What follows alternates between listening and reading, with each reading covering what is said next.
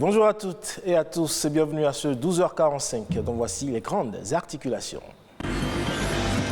On parle dans cette édition du Fa qui serait un moyen de communication avec l'être humain. Est-ce un oracle, un médium ou une religion? Précision à suivre. Et les panégyriques claniques, considérés comme un vivier de l'identité socioculturelle africaine, sont de plus en plus délaissés. Pourtant, c'est un patrimoine qui retrace les origines d'une famille. Sens est porté dans un instant. Et cela fait 70 ans que Radio Bénin émet dans toutes les contrées du Bénin. Depuis 1953, la première chaîne de radio du Dahomey fait son bonhomme de chemin. L'invité du journal nous parlera des manifestations au cours de ces 70 ans. Merci à vous de nous choisir pour vous informer. On démarre cette édition en parlant de cette forme de divination de certaines cultures et civilisations africaines que sont les peuples du Nigeria, du Ghana, du Togo et bien entendu du Bénin. Le Fa est pour les adeptes un moyen, une technique, voire même un art par lequel on peut communiquer avec Dieu. Le Fa est-il un oracle, un médium ou tout simplement une religion? Explication.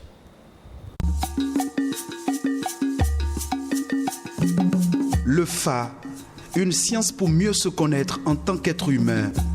Ce tas divinatoire facilite aussi le futur afin d'aider celui qui l'interroge à bien construire son avenir.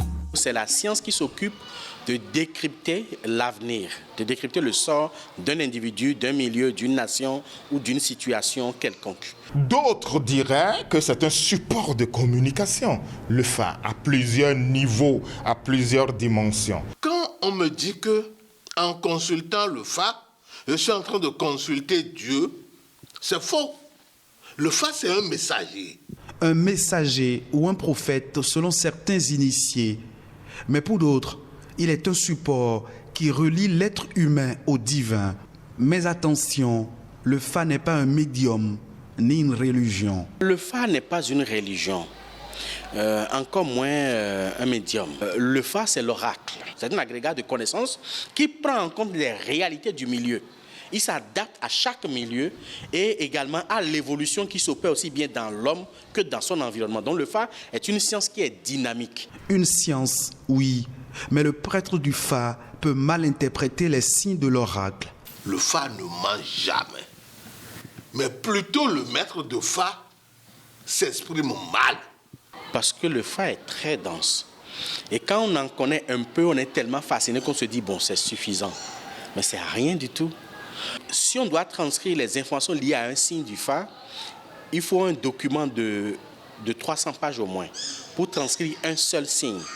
Alors qu'il y en a 256. Donc il faut m'engager dans sa tête 300 pages fois 256 et connaître ça par cœur.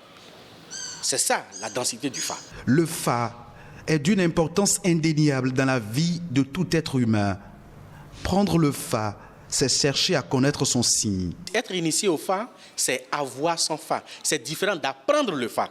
L'initiation au Fa, c'est aller en forêt sacrée pour les hommes ou en salle pour la femme pour connaître son signe du Fa. Et s'il s'agit de Fa, il y a le fond Fa, il y a le Anagofa, il y a le Anagofa Badou.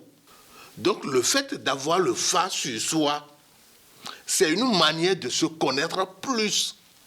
Les femmes, il y a des noms Tefa, nous Fa et Saint. Mais quand nous parlons d'un homme, et nous Tefa, et une fois, Tefa, il doit avoir son poli sur lui. Son poli que nous appelons son C. Le C poli qui est le signe de ce dernier. Pour les initiés, le Fa a un langage codé, mais toute personne qui l'accepte comme une science peut bel et bien approfondir ses connaissances en la matière. On reste dans le domaine de la culture africaine pour évoquer à présent les panégyriques claniques, considérés comme l'un des viviers de l'identité socio-culturelle africaine et plus précisément béninoise. Aujourd'hui, de plus en plus délaissée, cette identité culturelle semble perdre de sa valeur. Et pourtant, c'est un patrimoine qui retrace les origines d'une famille, voire même d'une ethnie. Sens et importance des panégyriques claniques à travers cet élément.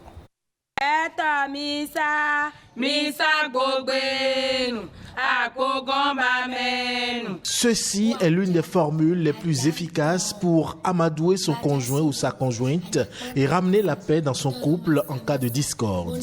Appelées panégyriques claniques, ces paroles élogieuses retracent les origines d'une famille ou d'une ethnie et varient d'une langue à une autre. Les panégyriques, c'est des paroles vivifiantes que vous sortez et vous adressez à une personne. Et cette parole permet à la personne, même si il est énervé, de changer de position, de pouvoir vous comprendre. Et surtout, ça se passe beaucoup plus dans les foyers. Parole louangeuse bienfaisante, le panégyrique clanique est d'une importance capitale dans les relations familiales. Cela permet d'identifier une personne, un individu dans son clan, dans sa famille. Grâce au panégyrique, vous savez à peu près ce qu'il faut manger, quel comportement avoir, ce qu'il faut dire, quand il faut le dire. Reconnue pour ses valeurs, cette identité culturelle est de plus en plus ignorée. Constat. Chez nous, dans la langue d'Idacha, on dit Homo Diagoun. Le panégyrique, ça signifie quoi? Non, je ne maîtrise rien ça.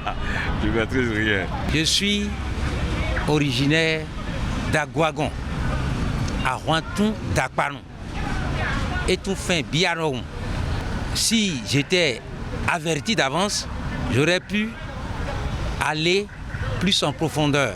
Je suis d'Abomey, précisément de Seron. Naturellement, je ne peux pas réciter exactement ce que signifie mon panégyrique.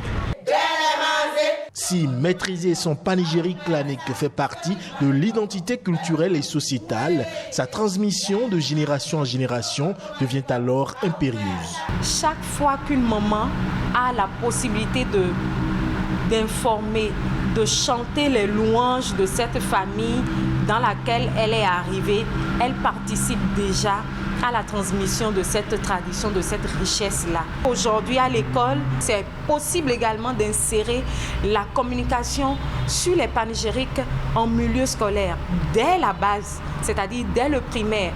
Au-delà de son caractère laudatif, les panégyriques claniques demeurent un patrimoine identitaire à préserver, vaille que vaille.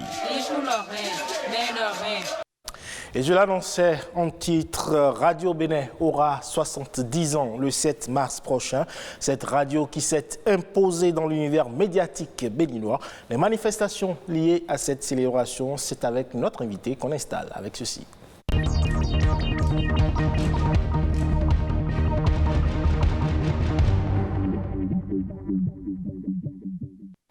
Gilles Odilon Yakoubou, membre du comité d'organisation, bonjour. Bonjour Ilvaïs Balogun, bonjour à tous les fidèles amis téléspectateurs. Alors, mardi prochain, précisément le CERT, eh bien, Radio Bénin aura 70 ans. C'est toute une vie. Hein? Ah oui, 70 ans, c'est toute une vie, c'est plusieurs générations. Ouais. 70 ans, c'est deux générations de fonctionnaires et de retraités. C'est ça. À la fois, 70 ans, c'est une longue carrière. Depuis les micros mélodium aujourd'hui aux tout petits micros que vous portez là. Ouais. 70 ans, ce sont des équipements de radiodiffusion qui ont eu le temps de se mettre au goût du jour. Ouais. Le numérique aidant, 70 ans, c'est de l'expérience partagée pour le service des populations et cette aventure dure depuis 70 ans. Nous sommes fiers aujourd'hui de nous arrêter pour célébrer cet anniversaire. Alors quand on sait que Radio Bénin fut la première chaîne de radio au Bénin, qu'est-ce qui a changé durant toutes ces années-là à Radio Bénin? Beaucoup de choses. Déjà, il faut dire que cette expérience de première chaîne, tout a commencé. Monsieur Balogun, laissez-moi vous dire, quelque part à Ganki, dans un des bureaux du centre d'échecs postaux, où en 1953, précisément le 7 mars, on a entendu ici Dahomey et la voix, Radio Bénin et tout ça. Et puis, la radio a eu le temps d'évoluer. Là, on a quitté Ganki, nous sommes venus sur le site de l'ancienne maison de la radio, où nous sommes restés jusqu'en 1986, où la radio, grâce à une coopération avec l'Allemagne, a pu construire le nouveau site, celui de la nouvelle maison de la radio, où on est arrivé. Entre-temps, la télévision a vu le jour en 78, Radio Paracou en 83, Atlantique FM en 90, Radio Bénin à Lafia plus récemment, il y a 8 ans. C'est comme pour dire que cette radio mère et tout a donné naissance à toutes les autres chaînes de radio et de télévision. Et cette radio a formé plein de gens, des générations de journalistes émérites.